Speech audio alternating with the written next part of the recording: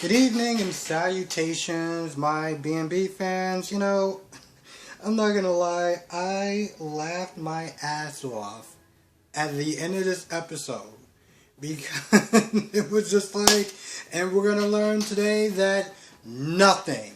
I literally sat there, because, okay, let me try to say this from the beginning.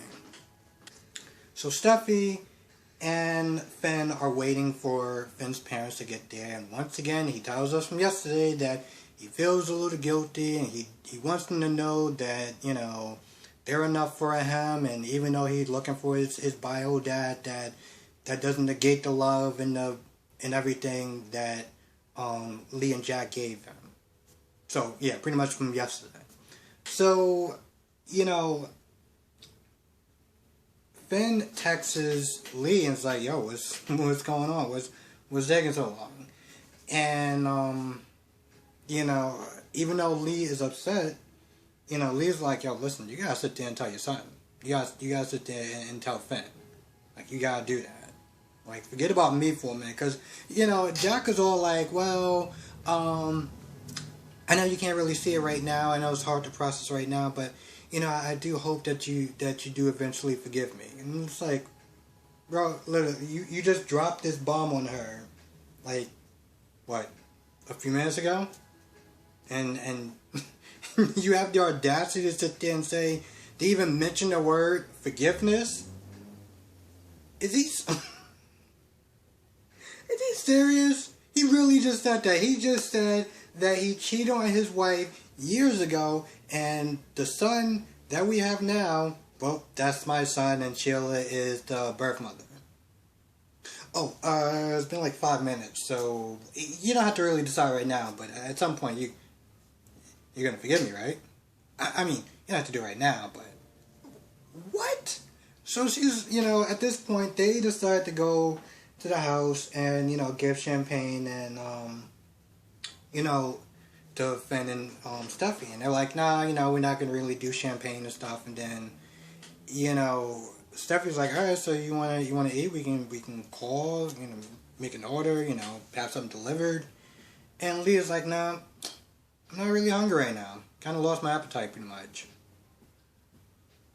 And that's what she does throughout almost this entire thing, between the passive aggressive looks that she keeps giving that she keeps giving Jack, and the little things that she's dropping, like, oh, well, not talking about a problem doesn't make it go away. And she kept doing that throughout this whole time. Now, Finn is not there talking about how happy he is that, they gave him such a good life and that nothing's going to change no matter what. And, Finn is all like, you're my dad and you're always there for me, you never disappoint me. And I was like, whoa. Let's be honest. Not even the best parent can sit there and say that, they're never going to disappoint you. But, he's talking about them and he's being, he's giving all this admiration and everything like that. They keep looking at each other. I'm sitting there thinking, I even wrote down in my notes, yep, they're not going to sit there and tell him. They're going to sit there and let him have his little perfect fantasy land, and, which can maybe happen tomorrow, I don't know. But, I thought that they were going to be like, you know what, we don't want to have him lose his innocence. He grew up thinking this idea of us. We don't want to sit there and do this now. But Lee was like, nope. Lee was like, yeah, we got something to tell you about your birthday. Like, we know. You want to take the lead? That's literally what she kept sitting there looking at Jack, practically sitting there saying with her eyes. And, Jack was like, and at some point when they're talking, Jack is sitting there just sweating bullets, and I'm just like, I'm actually enjoying this. Because I don't feel sorry for you. You deserve all this. The sweatiness, the nervousness, all that. All that look that you have on your face, that worry, you deserve all that. But, Jack, my goodness, he goes around like he always does. I mean, granted, a lot of people do that, but, he just goes around, he's like, yeah, I have to tell you something about, your birth dad that I know. I know who it is. Like, he's sitting up there stalling to just wind down the clock. And as he's talking, I'm sitting up there looking at how much time we have left. I'm like, okay, we got a few more seconds. We can still be surprised. We're going to be surprised? Nope. And just as he's about to sit there and start to sit there and say, you know, whose Finn dad is, about to, reveal to him, it just stops right there. And so as I watch it, I was just like, and we learned nothing today. I'm not gonna lie, I did have a good laugh. So that alone was great. Let's talk about Paris and Thomas for a minute. Because I'm gonna be honest, there was one point.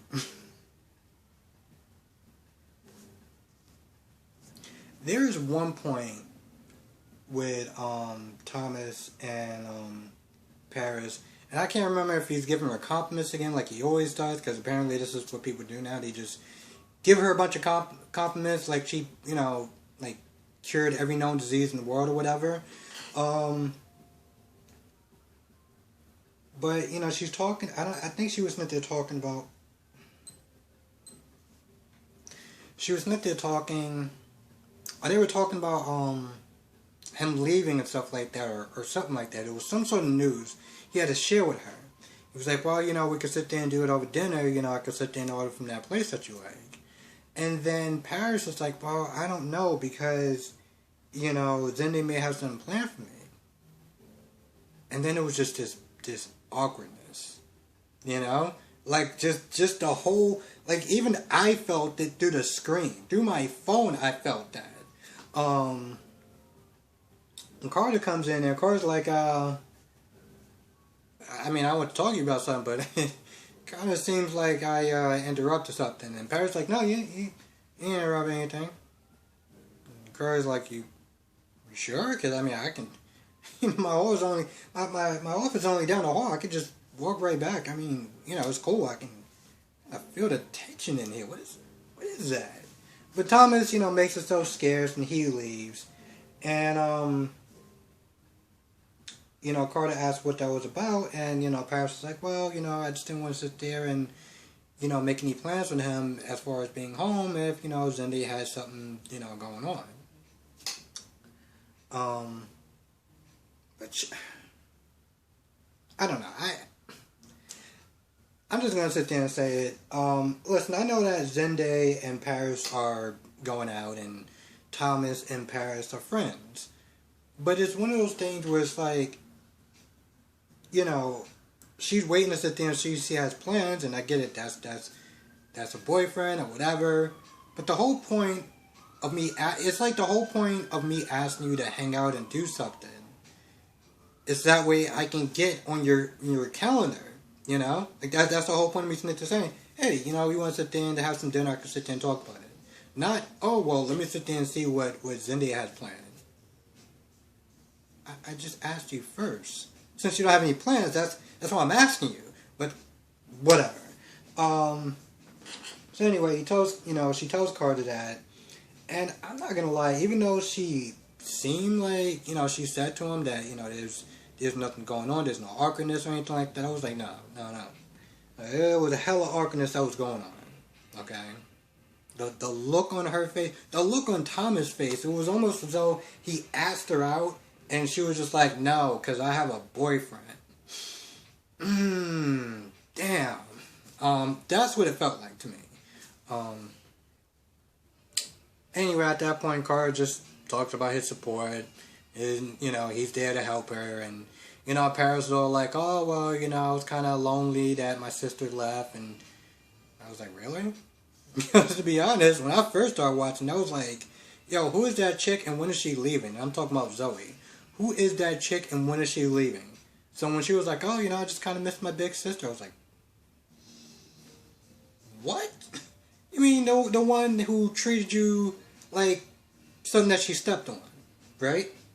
That sister that is in Paris, that needs to be gone for a long time and never come back, like, ever.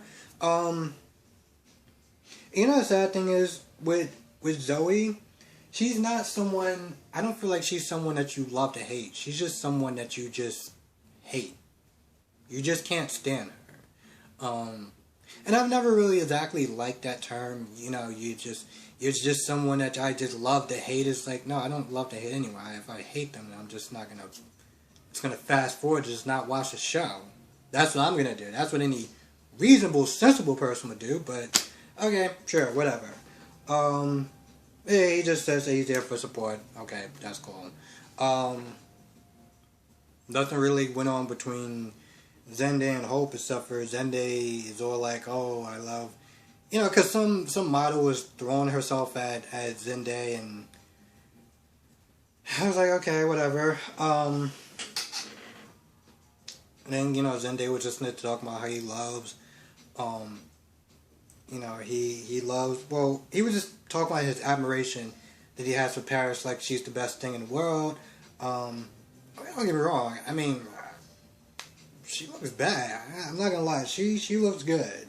But you know, he's making it seem like she's the best thing ever, like since the dawn of time. Now there was one point where Smith did talking about Thomas and how he's still living there. And then Zende says something, this offhand comment. Not even offhand, he just says this comment like, well, if he doesn't hurry up, then I'm going to have to sit there and take matters into my own hands. What does that mean? No. What does that mean? If he doesn't hurry up, I'm going to have to take matters into my own hands. And then, I'm not going to lie, it kind of skips a little bit. 1 second. But then he says something along the lines of, you know, he wants Paris to move in. Or Hope kind of completes his sentence. But yeah, that's his plan. He wants her to move in.